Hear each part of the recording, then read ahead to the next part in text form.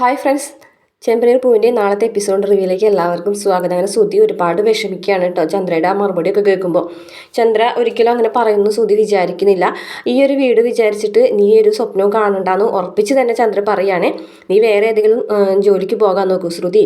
ഇവനോട് നാട്ടിലേതെങ്കിലും ജോലിക്ക് പോകാൻ നോക്കുന്നു ശ്രുതിനോടും പറയാണ് കേട്ടോ. അപ്പോൾ ശ്രുതിയും ഒന്നും മിണ്ടാതെ നിൽക്കുകയാണ്. അവസാനം വിഷമത്തോട് കൂടിയിട്ട് ശ്രുതി അവിടെ നിന്ന് ഇറങ്ങിപ്പോകും. നേരെ പോയിട്ട് പാർക്കിലിരിക്കുകയാണ്. പാർക്കിലേക്ക് ആ ഫ്രണ്ടിനെ വിളിച്ച് വരുത്തുന്നുണ്ട്. അപ്പോൾ എന്താ കാര്യം, നീ എന്തിനാ എന്നെ വിളിച്ച് വരുത്തിയെന്നൊക്കെ ചോദിക്കുകയാണ്. അന്നേരം ശ്രുതി പറയുന്നുണ്ട്, ഞാൻ ആകെ വിഷമത്തിലാണ്, എനിക്കൊരു ജോലി ശരിയായില്ല. നിനക്ക് കാനഡയിലെ ജോലി ശരിയായെന്നാണല്ലോ പറഞ്ഞത്. അതെ, കാനഡയിലെ ജോലി ശരിയായി, പക്ഷേ 14 ലക്ഷം രൂപ കൊടുക്കണേ. 14 ലക്ഷം രൂപ കൊടുത്തിട്ട് അങ്ങോട്ട് കൊടുത്തിട്ട് നമുക്കൊരു ജോലിയാണ്, ഇതൊരു ഏജൻസിയാണെന്ന് പറയണേ. അന്നേരം സുധിനോട് അയാൾ പറയാണ്, അപ്പോൾ ഇനി എന്ത് ചെയ്യും? 14 ലക്ഷം രൂപ എനിക്ക് ഒരുത്തിനും കിട്ടാൻ തരില്ല. അപ്പോൾ ഒരു കാര്യം ചെയ്യും, നിൻ്റെ അമ്മായിച്ചനോട് ചോദിക്കായിരുന്നില്ലേ ചോദിക്കും കേട്ടോ. അതൊന്നും നടക്കൂല. പിന്നെ നിനക്കൊരു വലിയ വീടുണ്ടല്ലോ, ആ വീട് പണം വെച്ച് പോ എന്ന് പറയാം. അപ്പോൾ അതൊന്നും ശരിയാവില്ല, കാരണം അമ്മ സമ്മതിക്കില്ല എന്നൊക്കെ പറയാണ് സുധി. ഞാൻ ബ്രോൻ്റെ കയ്യിൽ ഉണ്ടെങ്കിൽ തരാൻ പറയാൻ വേണ്ടിയിട്ടാണ് വിളിച്ചത്. അപ്പോൾ അയാൾ പറയണത് 14 ലക്ഷം രൂപ, ഞാൻ എങ്ങനെയാണ് 14 ലക്ഷം രൂപ ഞാൻ ഉണ്ടാക്കുക എന്നൊക്കെ ചോദിക്കാനായിട്ടോ. 14 ലക്ഷം രൂപ ഉണ്ടെങ്കിൽ ഇങ്ങനെ പാർക്കിൽ വന്നിരിക്കേണ്ട കാര്യം എനിക്കുണ്ടോ? ചെറിയ ചെറിയ തുകയൊക്കെ കൊടുക്കാമെന്നല്ലാതെ ചോദിക്കുകയാണ്. ബ്രോ എങ്ങനെയെങ്കിലും ഉണ്ടാക്കി താ, ഞാൻ 2-3 മാസം കൊണ്ട് എങ്ങനെയെങ്കിലും തിരിച്ചു തരാനൊക്കെ പറയും. എന്തായാലും എൻ്റെ കയ്യിലില്ല. പിന്നെ വേറെ എന്തെങ്കിലും വഴിയുണ്ട്? ഒരു വഴിയുണ്ട്, ഞാൻ നിന്നെ ഒരു സ്ഥലത്തേക്ക് കൂട്ടിക്കൊണ്ടു പോകാം. സ്ഥലത്തേക്ക് ഒരു സാമിയാരിൻ്റെ പലിശക്കാരന് അതൊന്നുമില്ല, അതൊക്കെ ഞാൻ പറയാമെന്ന് പറഞ്ഞിട്ട് സുധിനെ ഒരു സ്ഥലത്തേക്ക് വിളിച്ചുകൊണ്ട് പോകാണേ.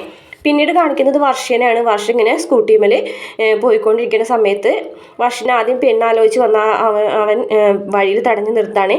എന്നിട്ട് അവൻ പറയുന്നുണ്ട്, നീ ഇപ്പോൾ നല്ല രീതിയിലൊക്കെ ജീവിക്കാൻ തുടങ്ങിയെന്നാണ് ഞാൻ വിചാരിച്ചത്. പക്ഷെ നീ ഭർത്താവിനായിട്ട് പിണങ്ങി വേറെ ജീവിക്കാനല്ലേ, നീ വേറെയും ഭർത്താവ് വേറെയാണെന്നാണല്ലോ ഞാൻ അറിഞ്ഞത്.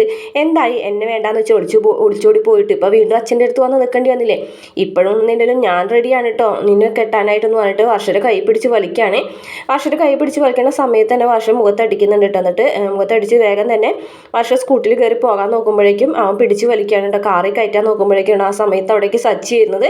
സച്ചിയാണെന്നുണ്ടെങ്കിൽ കാണാണ് വർഷനിങ്ങനെ അവൻ പിടിച്ചു വലിക്കുന്നത്. അപ്പോൾ വേഗം തന്നെ ഓടി വന്നിട്ട് അവനെ ഇടിക്കുന്നുണ്ട് കേട്ടോ. ഇടിച്ചൊരു പരിവാക്കാണ്. എന്നിട്ട് ഇതാരാണെന്ന് ചോദിക്കുന്നുണ്ട് കേട്ടോ. വർഷയാണെന്നുണ്ടെങ്കിൽ ഒന്നും മിണ്ടാതെ നിൽക്കുകയാണ്. അടിച്ചോണം അടിക്കുകയാണ് കേട്ടോ. അടിച്ചടിച്ചോട് ഒരു അവശ്യ നിലയിലേക്ക് അയാൾ ആക്കുന്നുണ്ട്. എന്നിട്ട് പെട്ടെന്ന് തന്നെ സച്ചി ചോദിക്കുന്നത്, ഇതാണോ നിന്നെ ആദ്യം കല്യാണം ആലോചിച്ച ചെക്കൻ? നല്ല ആളാണല്ലോ നിന്നെ അച്ഛൻ കണ്ടെത്തിയിരിക്കുന്നത്. അന്ന് രേവതി നിന്നല്ലടാ അടിച്ചോടിച്ചത് എന്നൊക്കെ പറയാണേ. അപ്പോൾ അവൻ പറയുന്നുണ്ട്, അതെ ഞാൻ ആരാണെന്ന് എനിക്കറിയില്ല, ഞാൻ ശരിയാക്കി തരാം നിന്നെ എന്നൊക്കെ പറഞ്ഞിട്ട് പോകാനിട്ട് അവിടെ നിന്ന് കാറിലേക്ക് സച്ചി തള്ളിയിടാണ്. അങ്ങനെ അത് കഴിഞ്ഞതിന് ശേഷം വർഷനോട് പറയാണ്, വർഷങ്ങനെ പോകാൻ പോകുമ്പോൾ വർഷനോട് പറയാണ്, അതെ ഒന്ന് നിന്നെ, അതെ നിങ്ങൾ രണ്ടുപേരും സ്നേഹിച്ച് കല്യാണം കഴിച്ചതല്ലേ, എന്നിട്ട് ഇങ്ങനെ രണ്ടുപേരും രണ്ടിടത്ത് കഴിയാണോ എന്ന് ചോദിക്കണേ. എങ്ങനെയാണ് പ്രേമം? ഇതിന് വേണ്ടിയിട്ടാണ് ഒളിച്ചോടിയത്? സ്റ്റേഷൻ്റെ വഴി പോലും കണ്ടിട്ടില്ലാത്ത എൻ്റെ അച്ഛനെ വരെ പോലീസ് സ്റ്റേഷനിൽ കയറ്റില്ലേ നിങ്ങളുടെ പ്രേമം? എന്നിട്ട് നിങ്ങൾ രണ്ടുപേരും രണ്ടിടത്താണ് കഴിയുന്നതെന്നൊക്കെ ചോദിച്ചിട്ട് വഴക്ക് പറയണേ. അപ്പോൾ വർഷ പറഞ്ഞുകൊണ്ട്, പ്രശ്നം ഞങ്ങൾക്കുള്ളിലല്ല, എന്താണ് കാരണം എന്ന് അറിയാലോ എന്ന് ചോദിക്കുകയാണ്. ശരി, കാരണം ഞാൻ തന്നെയാണ്. അന്ന് ആ സമയത്ത് എനിക്ക് അങ്ങനെ രവീനെ പറഞ്ഞപ്പോൾ എനിക്ക് അടിക്കാൻ തോന്നി അങ്ങനെ പറഞ്ഞു വിചാരിച്ചിട്ട് വയസ്സായ ആളാണെന്നെങ്കിലും നോക്കണ്ടേന്ന് ചോദിക്കുകയാണ് കേട്ടോ. ശരി, അത് സംഭവിച്ചു പോയി. എൻ്റെ അച്ഛൻ എന്തായാലും നിങ്ങളുടെ അച്ഛനാണെന്നുണ്ടെങ്കിൽ നിങ്ങൾ തല്ലോന്ന് ചോദിക്കും. എൻ്റെ അച്ഛൻ എന്തായാലും ഇതുപോലുള്ള കാര്യങ്ങളൊന്നും ചെയ്യൂല. നിങ്ങൾ എന്തായാലും നല്ല രീതിയിൽ ജീവിക്കാൻ നോക്കും. ശ്രീകാന്ത് പാവം റെസ്റ്റോറൻറ്റിൽ ഒരു ഗോഡൗണിലാണ് അവൻ കഴിയുന്നത്. അവൻ്റെ അവസ്ഥ കണ്ടിട്ട് എനിക്ക് വിഷമാവാണ്. അവൻ എൻ്റെ അനിയനല്ല, അവൻ പാവമാണ്. അവനെപ്പോലെ ഒരു പയ്യനെ നിനക്ക് കിട്ടിയതേ പുണ്യാണെന്നൊക്കെ പറഞ്ഞിട്ട് സച്ചി അവിടെ നിന്ന് പോകും കേട്ടോ. പിന്നീട് കാണിക്കുന്നത് സുധീനെ തന്നെയാണ് കേട്ടോ. സുധീനെ കൊണ്ട് കൂട്ടുകാരൻ ഒരു സാമിരെ അടുത്ത് പോയിരിക്കുകയാണ് കേട്ടോ. സാമിരെ അടുത്ത് പോയിട്ട് അവിടെ ചെന്നിരുന്ന് കണ്ടിട്ട് ഇങ്ങനെ സാമിനോട് കാര്യങ്ങളൊക്കെ മറ്റേ പ്രോ പറഞ്ഞു കൊടുക്കുകയാണ് കേട്ടോ. ഇങ്ങനെ ഓരോരോ കാര്യങ്ങൾ, ജോലിയില്ല, നല്ലോണം പഠിച്ചിട്ടുണ്ട് എന്നൊക്കെ പറയാൻ കേട്ടോ. അപ്പോഴാണെന്നുണ്ടെങ്കിൽ സുധിക്ക് ഇതൊക്കെ കാണുമ്പോൾ പുച്ഛം പോലെ തോന്നുന്നുണ്ട് കേട്ടോ.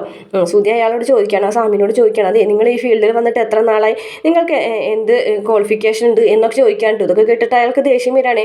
അപ്പോൾ മറ്റേ ബ്രോ പറയുന്നുണ്ട്, അയ്യോ ഒന്നും മിണ്ടാതെ സാമിനോട് അങ്ങനെയൊന്നും ചോദിക്കാൻ പാടില്ല, അല്ല നമുക്കും അറിയണമല്ലോ ഇങ്ങനെ എവിടെ നിന്നാണ് വന്നതെന്നൊക്കെ എന്നൊക്കെ ചോദിക്കുന്നുണ്ട് കേട്ടോ. അപ്പോൾ അയാൾ പറയുന്നത്, സ്വാമി പറഞ്ഞതേ ഇനി ഒരു അക്ഷരം നിങ്ങൾ മിണ്ടി പോകരുതെന്ന് പറയുകയാണേ. അതിന് ശേഷം സ്വാമി സുധിനോട് അങ്ങോട്ട് ചോദിക്കുകയാണ്, നിങ്ങൾക്ക് പുറത്തൊരു ജോലി ശരിയായിട്ടുണ്ടല്ലോ, അതിന് പണം വേണം, അതല്ലേ നിങ്ങൾ അന്വേഷിച്ചെടുക്കണമെന്ന് ചോദിക്കുമ്പോൾ അതൊക്കെ ഞാൻ പറയാതെ സ്വാമിക്ക് എങ്ങനെ മനസ്സിലായി? അതൊക്കെ എനിക്ക് മനസ്സിലാവും, താൻ എന്തായാലും മിണ്ടാതിരിക്കുന്നു പറഞ്ഞിട്ട് ഇങ്ങനെ പൂജിച്ചിങ്ങായിട്ട് പറയാണ്, നീ പിച്ചി എടുക്കണം എന്ന് പറഞ്ഞു. പിച്ചി എടുക്കാനോ? ഞാനോ എന്ന് ചോദിക്കണം. അതെ, ഒരു ദിവസം മുഴുവനും ഞാൻ പറയുന്ന അമ്പലത്തിൻ്റെ മുന്നിൽ പിച്ചി എടുത്ത് ആ കാശ് വഴിപാടായിട്ട് ക്ഷേത്രത്തിലിടണം. അതിനുശേഷം നിനക്ക് ആവശ്യമുള്ള പണം നിന്നിലേക്ക് വരും എന്നൊക്കെ പറയാണ് കേട്ടോ. സുധിക്ക് അതിൽ വലിയ വിശ്വാസമൊന്നും ഇല്ലെങ്കിലും കൂട്ടുകാരൻ പറഞ്ഞതിൻ്റെ നിർബന്ധത്തിൽ സുധി അതിന് സമ്മതിക്കാണ് കേട്ടോ. അങ്ങനെ ഒരു അമ്പലത്തിൻ്റെ നടക്കിലേക്ക് പോയിട്ട് സുധിയുടെ ഡ്രസ്സൊക്കെ മാറി വേറൊരു ഡ്രസ്സിൽ, അതായത് ഒരു തനി പിച്ചക്കാരൻ്റെ ലുക്കാക്കാണ്. ഷർട്ടും പാൻറ്റും ഷർട്ടൊക്കെ മാറിയിട്ട് സാധാരണ കീറി പറഞ്ഞ ഷർട്ടും മുണ്ടും ഒരു തോർത്തും ഒരു പാത്രമൊക്കെ കൊടുത്തിട്ട് പിച്ച തണ്ടാനായിട്ട് അമ്പലത്തിൻ്റെ മുന്നിലേക്ക് ഇരുത്താണ്. ഈ പിച്ച തണ്ടി കഴിഞ്ഞാൽ നിൻ്റെ ഭാവി ജീവിതം തന്നെ നന്നാവും എന്നൊക്കെ പറഞ്ഞിട്ട് അതൊക്കെ വിശ്വസിച്ച് സുധി ആ ഒരു അമ്പലത്തിൻ്റെ നടയിൽ പിച്ചെടുക്കാനായിട്ട് പോവുകയാണ് കേട്ടോ. ഇത്രയാണ് നാളത്തെ എപ്പിസോഡിൻ്റെ പ്രധാന ഭാഗങ്ങൾ. വീഡിയോ ഇഷ്ടപ്പെട്ടാൽ മറക്കാതെ നമ്മുടെ ചാനൽ ഒന്ന് സബ്സ്ക്രൈബ് ചെയ്ത് സപ്പോർട്ട് ചെയ്യണം കേട്ടോ.